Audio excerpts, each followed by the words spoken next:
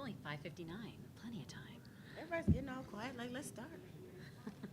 You're good whenever you're ready.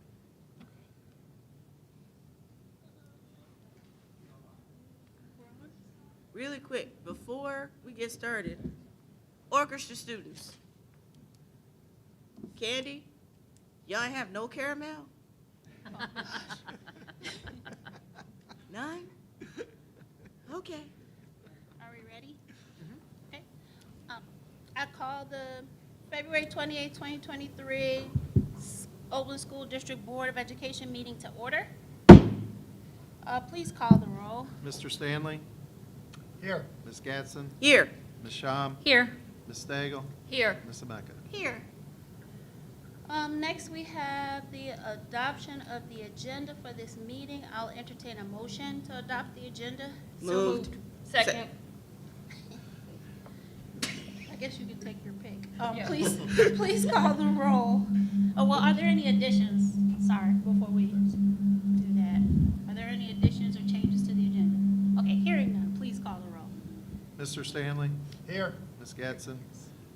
Yes. Ms. Sham? Yes. Ms. Stagel? Yes. Ms. Emeka? Yes. Okay, next, we have citizens' concerns on agenda items. Do we have any of those? It's quite the full room. Yeah, got a lot of citizens, which is nice to see. Okay.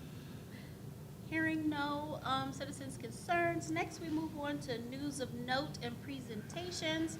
We have the superintendent's report.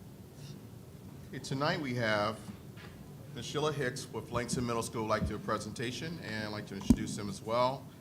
They will do a presentation also on mock trial. Ms. Hicks? Actually, it's Ms. Rachel Minster. She is our gift teacher at LMS. She has her students here. You take it out if you want. If you need to take it out. You guys just want to stand up this way and face them.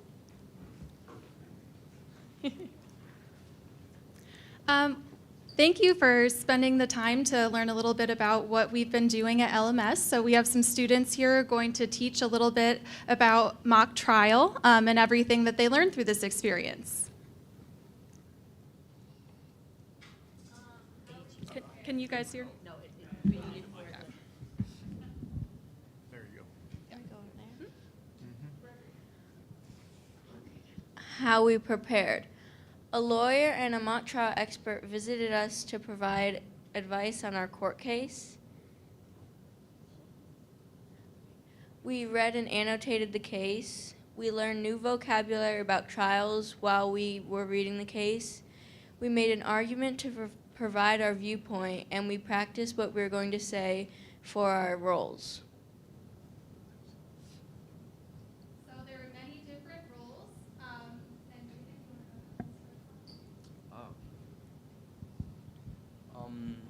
A lawyer. Lawyers ask questions to witnesses, either direct examination or cross-examination. Lawyers who cover direct examination ask questions to witnesses that represent their side of the case, and their questions are decided beforehand. Lawyers who cover cross-examination ask questions to witnesses of the opposing side who do not know about the questions beforehand. Lawyers also open the case with opening statements and close with closing statements. Lawyers must be ready to speak in public and must have questions for the witness they speak to.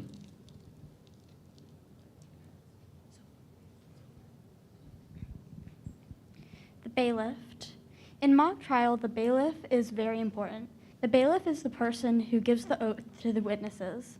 When the witness takes the oath, the bailiff instructs them to raise their right hand and asks them, "Do you swear to tell the truth, the whole truth, and nothing but the truth?" The witness will say yes or I do. The oath given by the bailiff ensures the person on the stand will not lie and be giving their honest information in court. Witnesses. When you're a witness, you have to pick which witness you would like to represent. Memorize their witness statements and specific information so that they are ready to answer any cross-examination questions. They have to prepare for possible questions and prepare the answers for the cross-examination. Memorize the questions and answers for direct questioning so that you seem confident. And you have to only take facts straight from your witness statement so that it doesn't seem like you made something up. Jury. Many students act as a jury member to decide the case heard. Jury. Being on the jury is a group of people who take notes and listen to the statements of the witnesses on the stand. They must be able to retain the information of what was said to be able to make a fair judgment. Foreman. Foremen are people who lead the group when it is time to discuss. As a foreman, you are the main person in the jury who will end up talking to the judge. Lastly, as a foreman, you will announce the verdict to the court and the judge. What we learned. We learned to speak up in the courtroom and make things loud and clear when talking. We also learned that when doing cross-examination, if the person being asked a question answers incorrectly, you can challenge them. We learned ways to prepare and present not just a court case, but anything where we would need to project or seem confident. We also learned good arguing skills and learned how to argue politely but still effectively. Do you guys have any questions you would like to ask the group? I do. So was this a competition, and did you compete against different schools or against each other? Our group was split into two, each representing a different side of the same case. Then those two groups both went against different schools representing the other side. So we did compete against other schools. Any other questions? Did you get to meet the judge whose courtroom you were in? And does anybody remember their name? We did get to meet the judge, but I do not remember his name. I got to meet two judges. Do you remember Yeah, they were like official judges, I'm pretty sure. I don't remember them telling us their name, but there was a different judge, I think, for each case for the most part. It was a really nice experience. Yeah, and those judges are able to provide feedback, so some of the things that our students learned were based off of what the judges shared during their presentations and right after, so that they can make changes for the next time they do mock trial. Well, thank you guys so much for presenting. You can go ahead back to your seats. Thank you.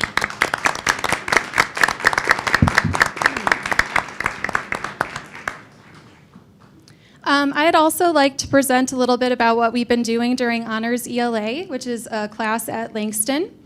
So one of the things some students in 8th grade have been focusing on is History Day. So they're able to choose a topic around the theme, and this year's theme has been Frontiers in History.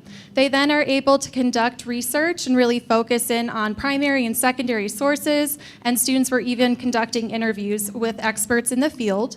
They developed a project, and some even were focusing on a documentary or paper, and they created an annotated bibliography. And the History Day regional event is this Saturday, where students will present their projects for the competition.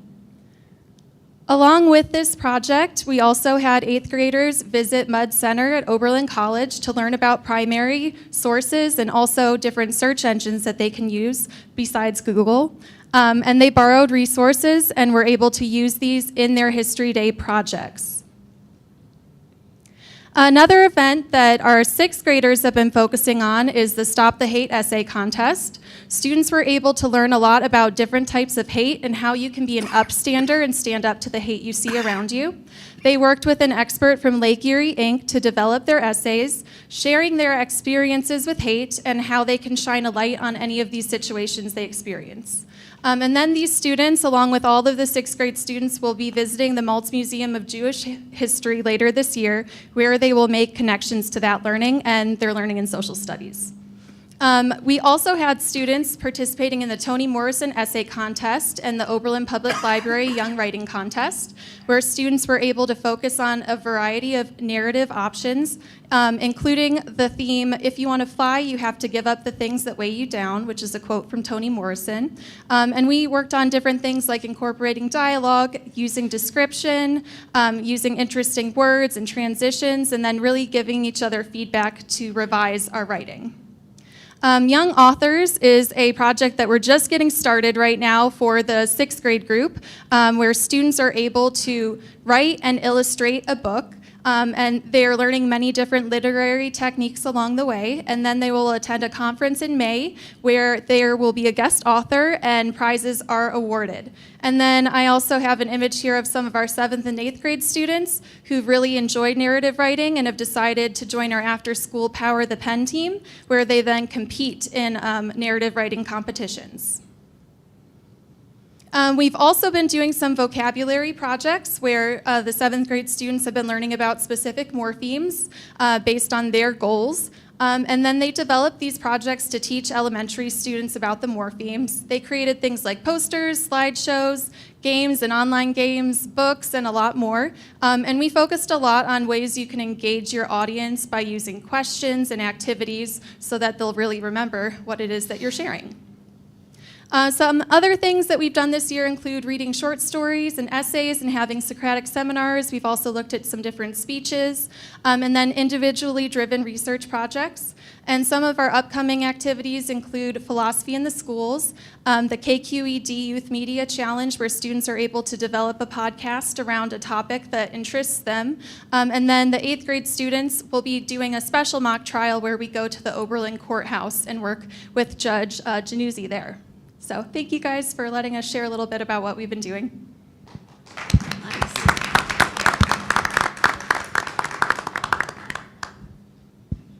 I just wanted to say that I'm really glad to hear what we're doing with writing. I have heard some complaints in the community about that, and so this is wonderful to hear. Thanks so much. Thank you. Do you guys have any questions? All right, thank you. Thank you, Ms. Benson. Appreciate all the hard work you've been doing as well. Outstanding. Thank you. Also tonight for our presentation, we have Liberty Development, Mr. Drew Siley.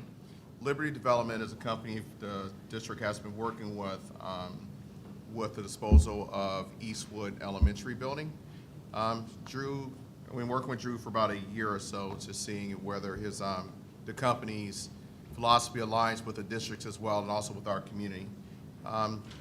And we believe they do. He's want to work with our community. He wants to work with our, by having community discussions, work with our city as well.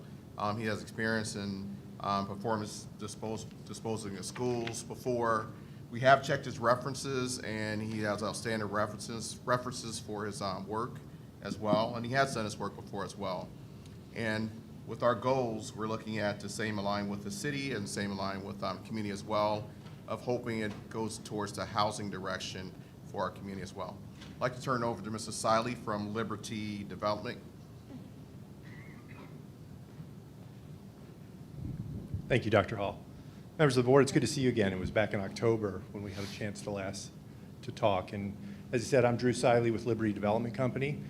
We are officed in Westlake, Ohio, and we do a lot of these kinds of projects with school districts and with public bodies all over Northeast Ohio.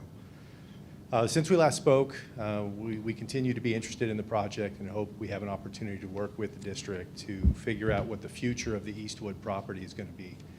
We still believe it's going to be a housing project of some sort, and we begin this process to try to get this right. And what I mean by get it right is it something that's going to reflect positively on Oberlin City Schools? Is it something that's going to suit the community and meet a need? Is it something that is appropriate to the neighborhood? And lastly, is it something that's sustainable from a business standpoint?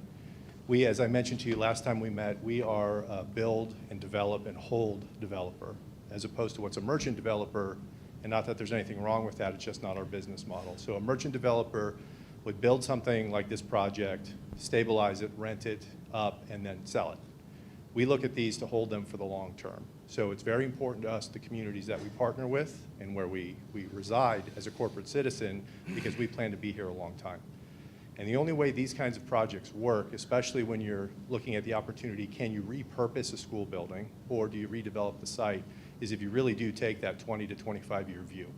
These don't necessarily have a significant financial return in the first 5 or 10 years. It's on the long-term hold. And so what we're going to do, we'd like to begin the process, if we're lucky enough to work with you, by talking with the community. And that community engagement process initially is a lot of listening, because there's going to be a lot of comments and ideas about what this could be. And our job in that is to be good listeners, but then also form the conversation and frame that conversation on what is not only possible, but what's likely. And those controlling pieces, the things like zoning, what's possible, how high can you make a building, how big, how many units, how do you park it, that kind of stuff.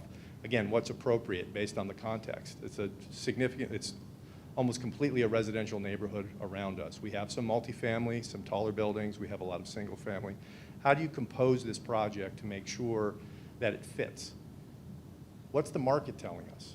What's the demand? What's the need we're meeting? We know there's a need for more senior affordable housing in the community. We know there's a need for more market rate housing. Is that just rehabbing the building and repurposing that building? Is there a new building involved in addition? Is it some combination thereof? This isn't the kind of project where you just come in and we tell you what's going to happen. We ask and we start to figure that out, because we don't know right now. We don't have enough information to make that decision. We need to discover that together in the months ahead, and then make a recommendation to say, here's what we think we can do. We're excited about the opportunity. We have 4 projects like this in development right now, and it's been interesting. I'll give another great example of a similar and analogous kind of development. We bought a school building on Front Street in downtown Berea. So BW is a major player, just like Oberlin colleges in that community. We're looking at converting that into market rate apartments. It's a 1918 school building. On the back of this building was a gym space that was an elementary school gym. So it's not big enough to really play basketball in, but it's too big to be the fitness center for a 30-unit apartment building, very similar. Over the months we've been working on that, it's evolved in collaboration with the city and the community about what does that gym space need to be. We knew we had market for the apartments. We knew they would do well. It was right in the middle of a walkable downtown. Not unlike Eastwood. It's not far from the square and from downtown Oberlin. As we talked to folks, we did more market analysis, we found there was a need for gathering space. There was no place to really hold a baby shower or a rehearsal dinner or anything like that. There was also a need for studio space and performance space.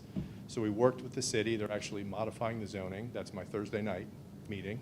But that was in collaboration with the community and the city to figure out what's the best fit and how is that appropriate based on the context, and work our way through.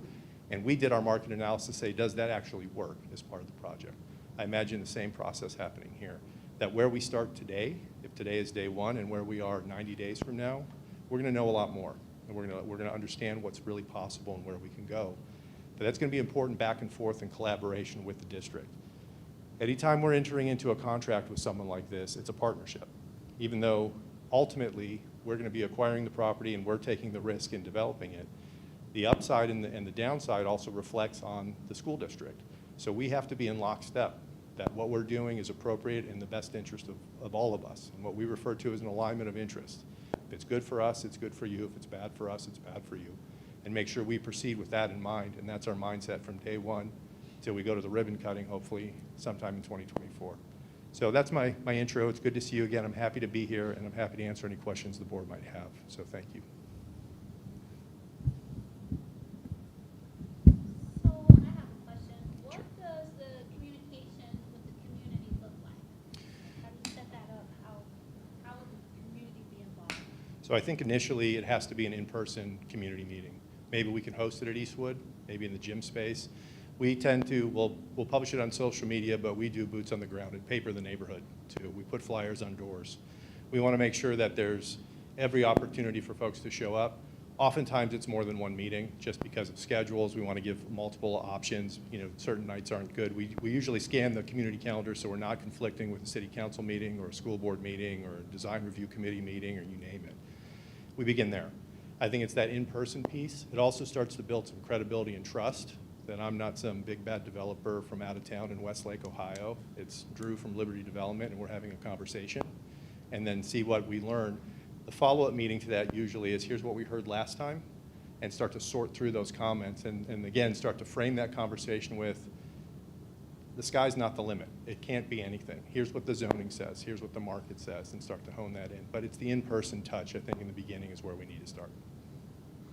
And just as an example, I know this is a different community, but about how many community meetings did you have in Berea?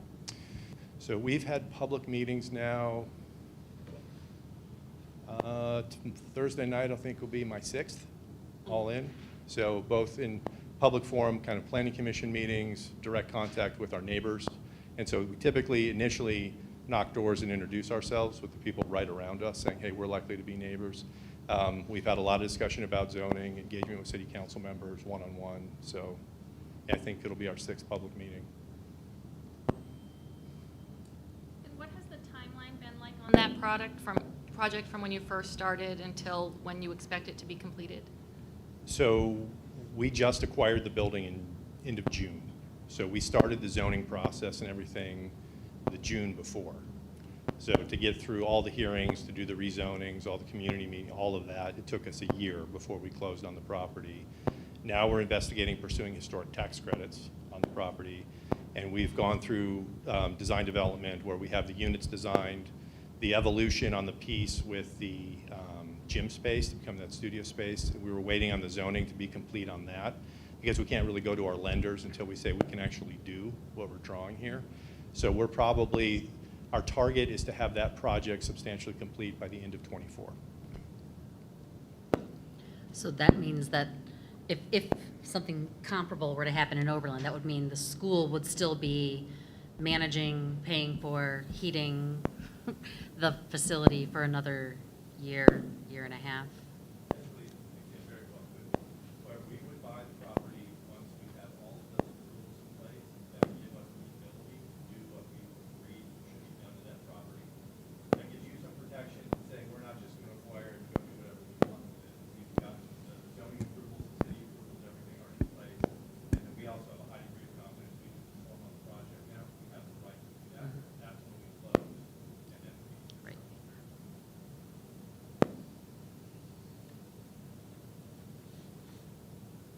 And can you just kind of explain what role does the Port Authority have in this process?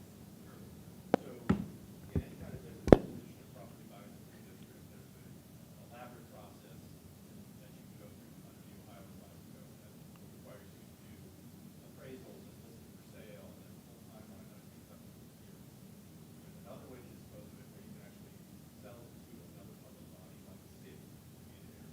We did that in a project we did in the school in Mesa. The school district sold the building to McKinley, or the city sold it to development under the development. Or you can use an entity like the port, which is set up to handle it. They do this kind of, they're the third party agreement. They're just a pass-through. So for a nominal fee, they actually take title to it, and then the same way, it goes to the district and the port.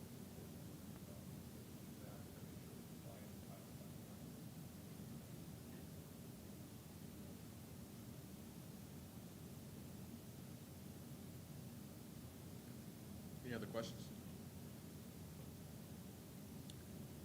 I'd like to thank you, Drew. I don't know if Dan or Jim's there too as well. I'd like to make any comments on it. I know we've been working with Drew for about a year or so, or talking to him as we explore different options for Eastwood Elementary Building. And I think this probably was the one that was aligned with our philosophy, best for the community and for the vision as well. And he'll work with, during those listening sessions, the land trust, be able to talk there as well, have comments as well. And he'll definitely believe in community engagement, which I think is, in Oberlin, is really critical. If I might, on that process, we don't just do that for show. That's not just political cover or because it's what you're supposed to. Without fail, developing these projects, actually unpacking all of that information from the different stakeholders, from meeting them with the city, always makes the project better. It helps us understand it more clearly and understand we're guests, we're visitors here. We need the subject matter experts to sit here to help us understand what we've done, and then it becomes very productive.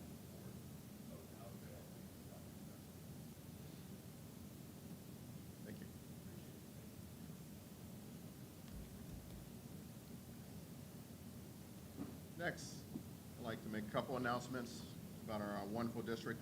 I'd like to have congratulations to our Langston Middle School and Oberlin High School musicians for earning high accolades at the Lorain County Solo Ensemble contest this weekend. We know the hard work and dedication it took in learning the musical selections and in performing in front of judges. Congratulations.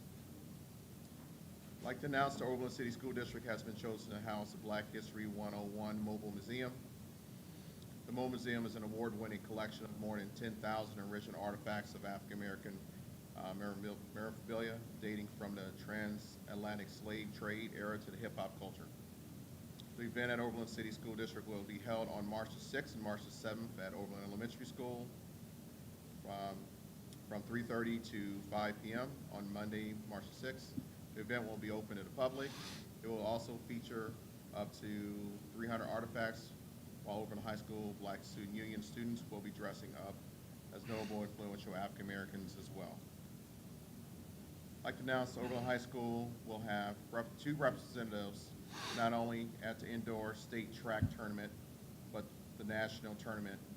I'd like to congratulate Evan Hudson and Olivia Hudson. Will travel to Spire Institute for the OATCCC Indoor High School State Track Championship meet on Friday, March 3rd. We also have a facilities update from Mr. Eibel. Mr. Eibel? Couple quick things this morning, I promise. I've given you some of the things in front of you, but I've got some exciting announcements. First one is, I don't think we presented this to you yet, the educational design, Learning by Design magazine, Architect magazine. Is it on?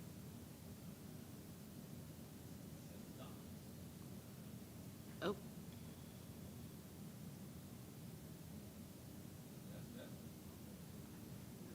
It is off. I think so. Oh, ours is still on though. You want to swap with me, Jim, and I'll share with Mr. Reinhardt?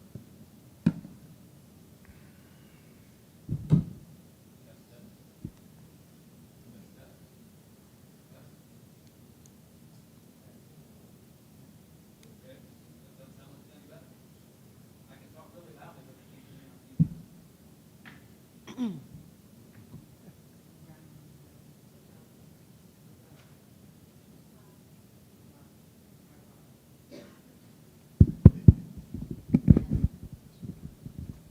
You guys don't get to say anything else the rest of the night. I'll give it back, I promise. Better? There we go. Thank you, Ms. Baker. I appreciate that suggestion. So, anyways, Educational Design Magazine, which picked Oberlin Elementary as an outstanding project. And there was a page in it that I ran off for you, so I didn't have to run the whole magazine off. But it was selected because of the community's pursuit of environmental sustainability. Sounds like us. That said that the design process was a result in an aesthetically pleasing school that advances 21st century teaching strategies, fosters collaboration, and promotes innovative learning. And it provides authentic learning experiences that are designed, that are integrated into the curriculum, like the dashboard that monitors our electric vehicle charging stations, a solar array which produces about 80% of the electric that we use. So again, outstanding project. So great announcement.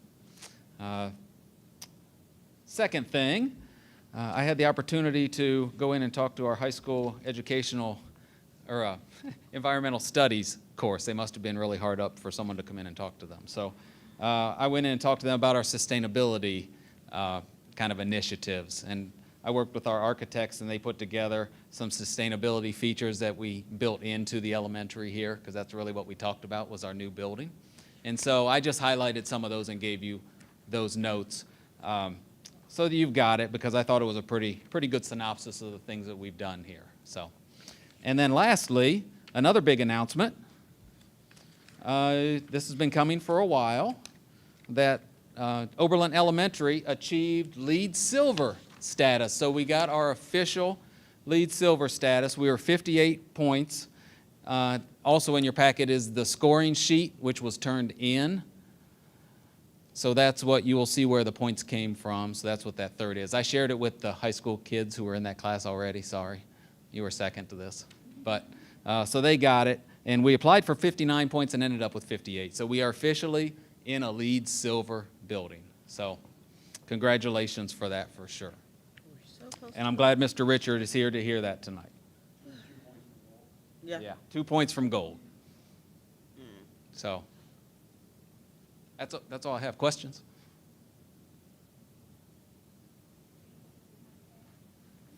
You want your mic back?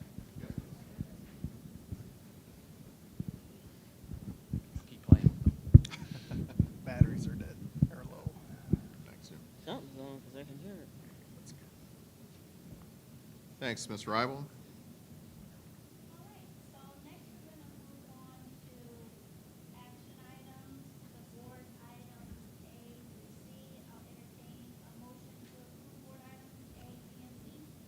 Moved. Second. It's been properly moved and seconded. So I don't know if I read these items or, okay, Dr. Hall does. So, Dr. Hall. Item A is approval of the regular session minutes for January 24th. Item B is the double OEA 22-23 second semester long-term substitute MOU. This MOU allows the district to hire a substitute or hire a teacher middle of the school year. That's going to be a long-term sub in a classroom at teacher salary, on a salary scale. Previously, we were not allowed, they had to wait a certain amount of time period before they were getting paid actually a teacher's salary. But this have allowed us to hire them immediately when we hire them second semester. Item C is the LOI agreement with Liberty Development Company, with Drew Siley as well. Request approval for item A to C. And LOI means letter of intent, right? Yes. Okay, so it's been properly moved and seconded. Any discussion, questions regarding what's A through C?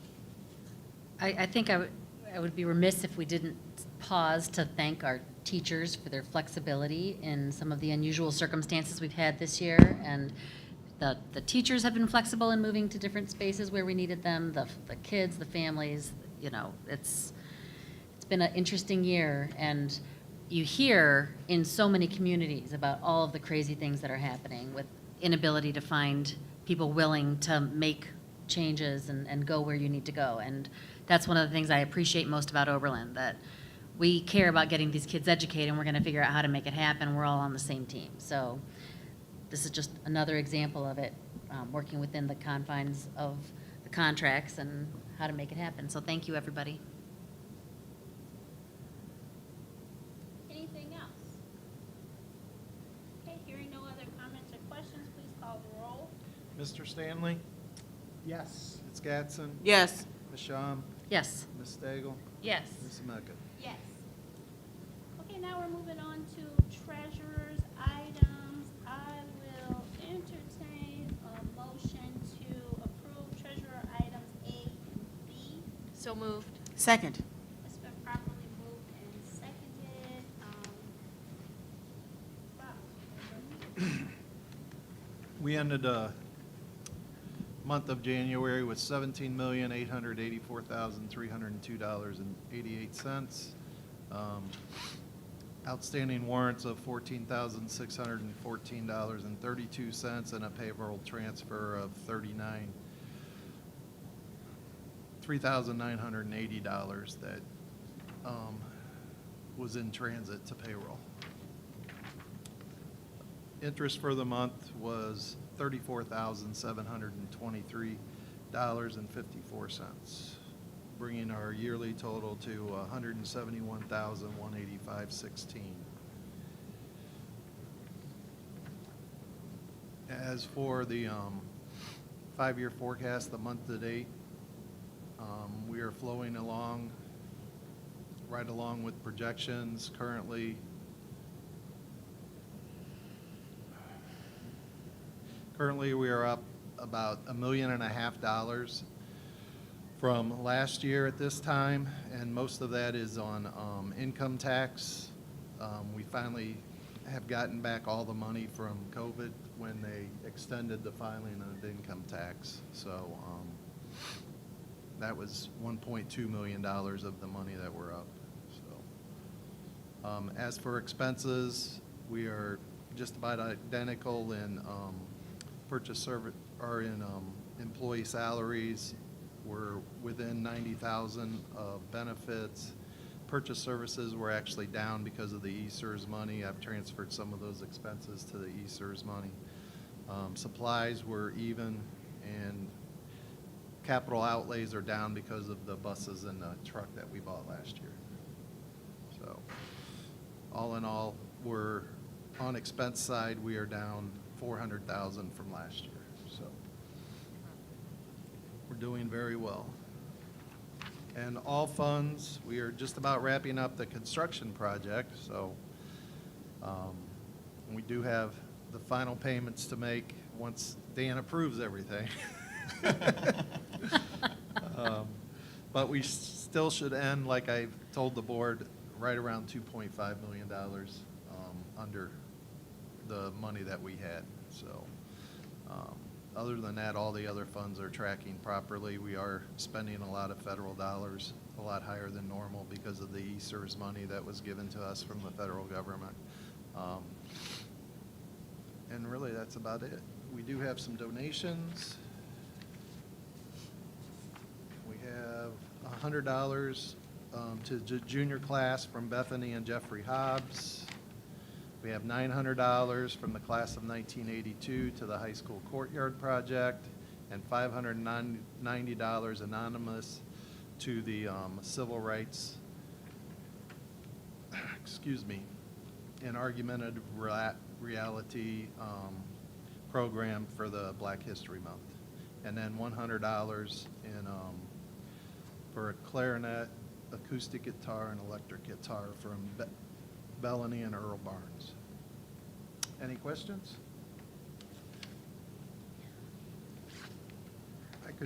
You want me to go over House Bill 1 real quick? Or you Yeah, want that's me a good idea. All right.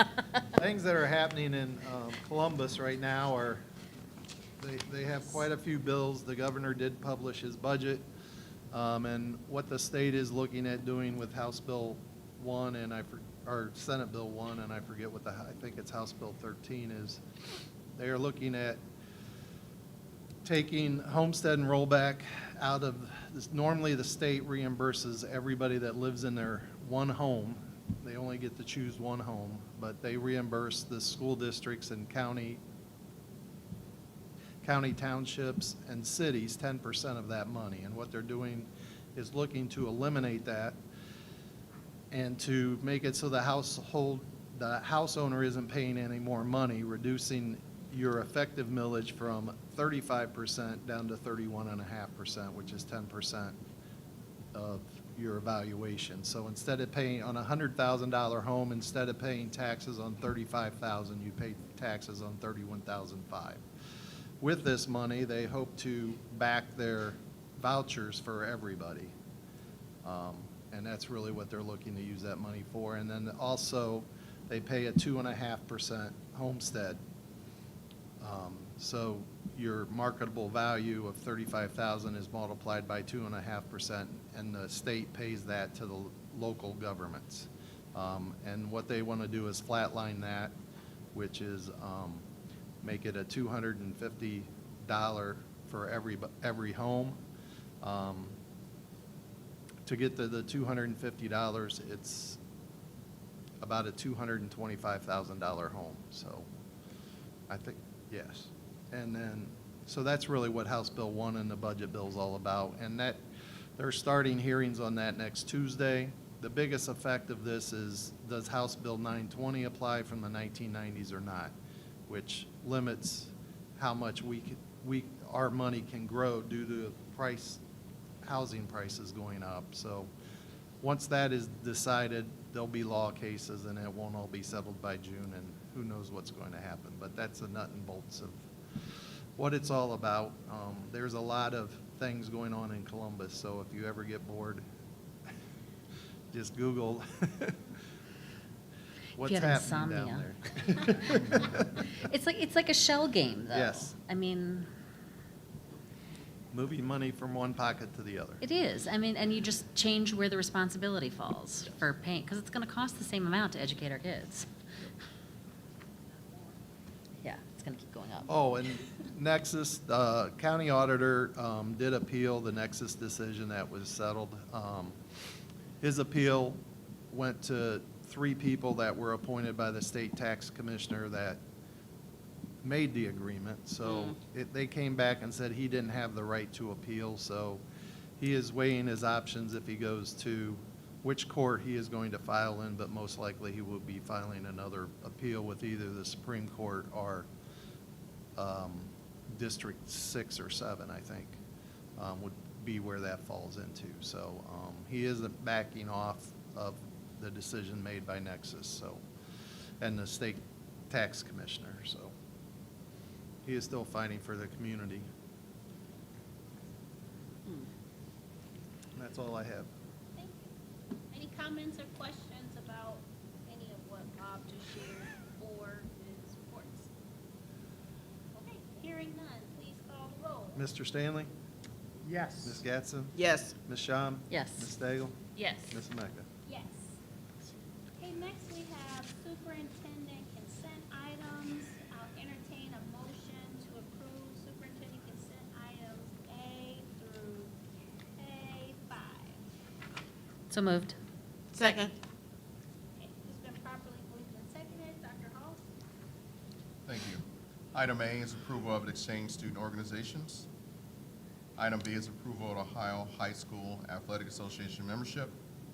Item C is approval of overnight field trip to Washington DC. I'm glad to see that return again. Item D is approval of the Kent State University College Credit Plus CCP program MOU. Item E, Cuyahoga Community College CCP program as well. We do have students taking college courses either at Kent State or Cuyahoga Community College. They either do it online or they attend those universities.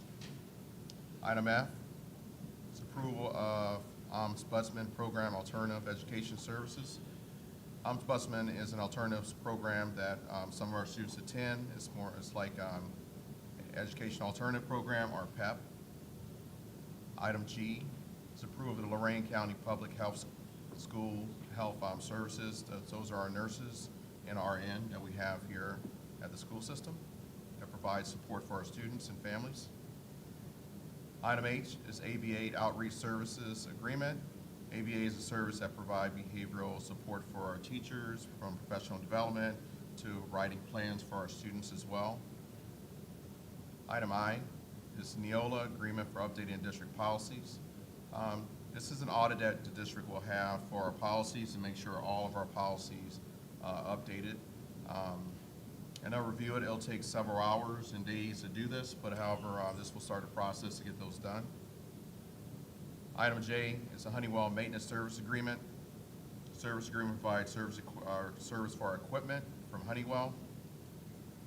Before we move on to the Yes. personnel report, I have questions about the ombudsman program. Is that something that we've been a part of in the past? Because in looking at the contract, it looks like it's just for the remainder of the school year. Yes, this is an alternative program that we started using for this year for a student. It's based on a student's IEPs or based on a parent would like to look into it. So it's a new one to us, but I'm not sure, since I've been here for 8 years, that have not been utilized, but it's a new program for us. It's in, actually located in Avon. Okay, and is it in place of PEP or is it in addition to PEP? In addition to, it's just another program that offers different services for our students. And then I had a question about, it looks like it's we're part of a consortium and the main location is in Avon at one of their schools. Are our students gonna have to go there or are they gonna engage online? No, we will transport our students there. And then, how many students do we have engaged? At Ombudsman, Yeah, currently one at this time. okay, thank you. And before we go on, I'd also like to express support for item I, the Neola review. JVS did that a few years ago as well, and it was a really important thing to do because we have a lot of policies, so. And some of our policies haven't been changed since 1996. Right. So it's a lot of work though. So great project to do. Okay. Item J is personnel report. Okay. We have position on the following staff members for agreements: basketball coach, baseball, and intramurals. Item K2 is resignations. Tonight, we have, sad to say, we have Amy Swoop will be retiring as our curriculum director. And I'm not sure if Amy would like to say a few words for retirement. I'd like to thank you for your service as well. You did a phenomenal job.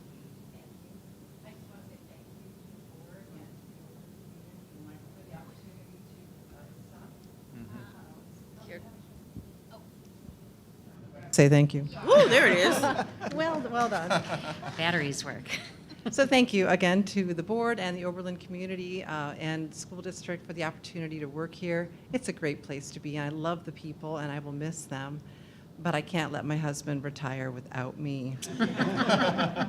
So now is the time, and during my remaining time, I intend to do everything I can to continue the great work that is being done here, and I really look forward to working with my successor, Misha Baker. So we are already working together. I know you haven't approved it yet, but we're already working together.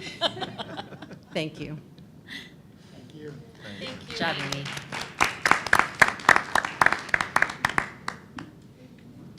And we received several grants while Amy has been here as well, from a literacy grant, getting our textbook adoptions going in the right direction. She's done a phenomenal job leading our curriculum department, and I'm 120% sure Miss Baker will be doing the exact same thing and moving us forward in direction. No pressure. Item 3 is replacement of additional changes in positions, which, congratulations, I'd like to announce Ms. Misha Baker as our new curriculum director, curriculum and special programs director. And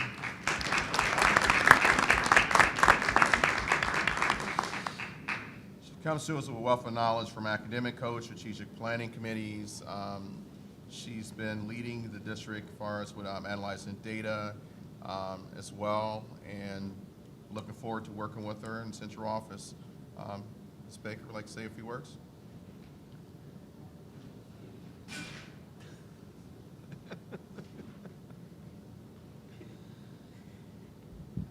Good evening. I first would like to really thank Amy for recommending me. She kind of tricked me into this, right? So all along the way, we've been working together on every project that has been really happening academically with the elementary school. I've had the chance to sit in on a lot of the middle school and high school things that were happening. Who knew? But thank you for offering me the opportunity to serve the district in another capacity.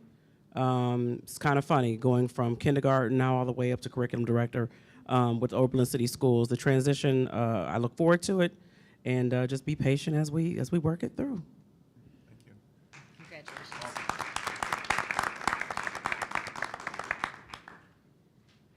K4 is employment. Like to hire substitute teachers, permanent building subs, and custodian.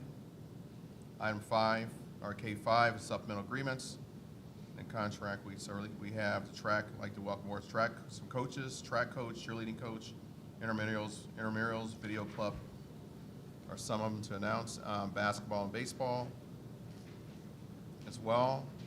Madam President, I'd like to request approval of item A through K5.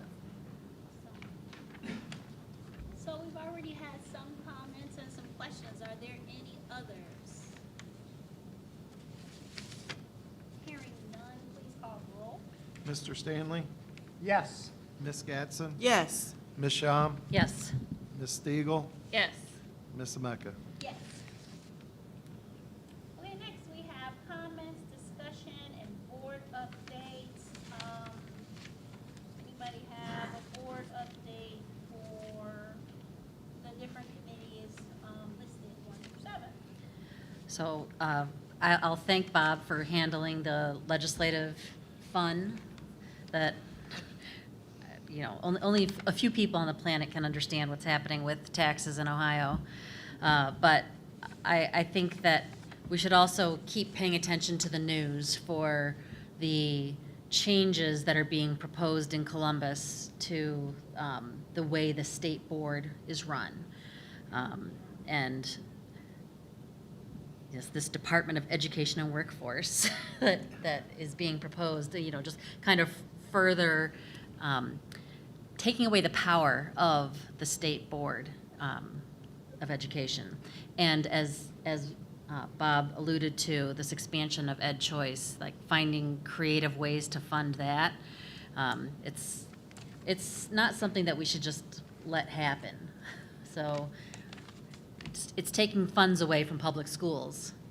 So just pay attention and look for opportunities to express your opinion, please.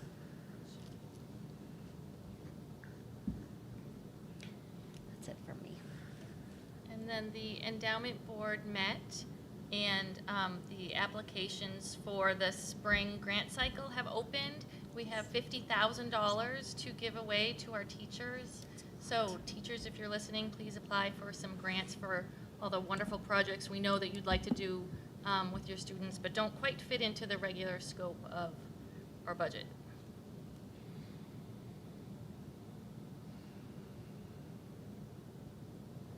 Any others? I can just share that the Town and Gown Committee is going to have a meeting next week on the 7th from 2 to 3 p.m. It'll be via Zoom, and that's the same day as our work session, so we'll be meeting. And then the Policy Committee actually has a meeting scheduled, but it's 4 ways out. It's in May. May 19th is when we'll be meeting for the Policy Committee. That's all that I have. Anyone else? Can I ask a question about that? So with this whole Neola project, what kind of involvement from other board members? I mean, are we just going to kind of be coming in the way we normally do with policies, or are there going to be times that you need more volunteers to kind of help with reviews of things? I'll send invites out to the board, those members on the committee, and they'll be invited to attend. I talked to Neola as well. He'll try to keep the sessions down to possibly 2 hours. And he said usually that's burnout rate, but it'll be via Zoom as well. So he said usually after about an hour and a half, 2 hours of the policies, it's about done. Then we'll start back another day. Then we'll keep going through the process. So whenever a board member can come on board and we'll see the policies at a time, we'll just go through them one at a time. Okay. Well, so I'll just make a standing offer that it's going to be a lot of meetings. So if you guys need some relief, just tag in another board member. Thank you. Do we have an idea of like, are we gonna have to meet weekly, 2 times a month? You don't know? Yeah, I'll talk to Norm after he's called me yesterday and said once the agreement's done, we'll set some times up. We're looking at possibly a couple times a month maybe to give us a break, give them some time, because this is an audit of all of them, so it's going to take some time.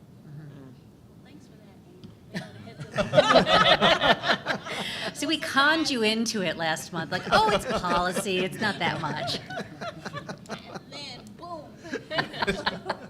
So would it be possible and appropriate to open it up to the community in some way, to let them comment on these things?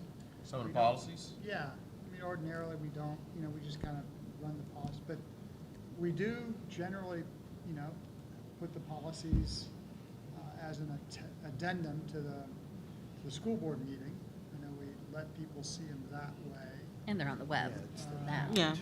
So, if there'd be a way to just let people know that this is, these are the sections that we're going to be reviewing. I don't know. I think there's good ideas out in the community sometimes. I'll check with Neola, but we'll follow the same process that we normally follow with the policies. You still have 2 readings. So all the policies that we're going to revise will go before the board and community will be able to look at them prior to the same process as before. So whether they're on a committee or not, they'll still have to see them or improve them prior to that time. I think what I heard him saying, though, is like if we're kind of announcing what the project is going to be. So if somebody were motivated or suffering from insomnia and decided to go through the website, like looking at, I see the board's going to be looking at this section of policies. Let me look through that. They might find. So I think what I heard you saying is announce what our strategy is, like when we're gonna be doing what portions. Yeah. I'll check with Neil to find out when the dates and what policies we're going to be reviewing. And once we get a agenda list together, we'll let the certainly post it. I'd appreciate that. I think yeah, we don't do this very often. Obviously. I think you were saying, there's some policies we haven't reviewed in decades. And I think, again, there are lots of smart and certainly, and also very caring people out in the community that might have thoughts that would be helpful to us. Or insomnia. Is it insomnia? Anything else on the different committees? Okay, so next we have hearing of the public on other items, and did we have anybody sign up? Looks like Mr. Ivo's checking. Well, we have visitors. They're not signed up as visitors for their kids. I see some parents' names up here. Oh. Stagel, Georgiadis, and Baker. But there's a Valerie Kepner. That's a mom. That's That's Molly's mom. mom. Yeah. Yep. So is that's none? Is that what we're saying? Okay. So no hearing of the public on other items. So we have our future meetings. Our next meeting is March 7th. It's next week. Next week. Wow. And it's a work session, and tentatively it's going to be about facilities and the construction of the second leg of our 6 through 12 new building project. And then March 28th, we have a regular meeting. That's all that I have. Is there anything anybody want to add? No, we're good. All right, so I will entertain a motion to adjourn. So moved. Second. It's been properly moved and seconded. Please call roll. Mr. Stanley, Yes. Ms. Gatson, Yes. Ms. Shum, Yes. Ms. Stagel, Yes. Ms. Emeka. Yes. And our Motion meeting carried. is Clocky, clocky.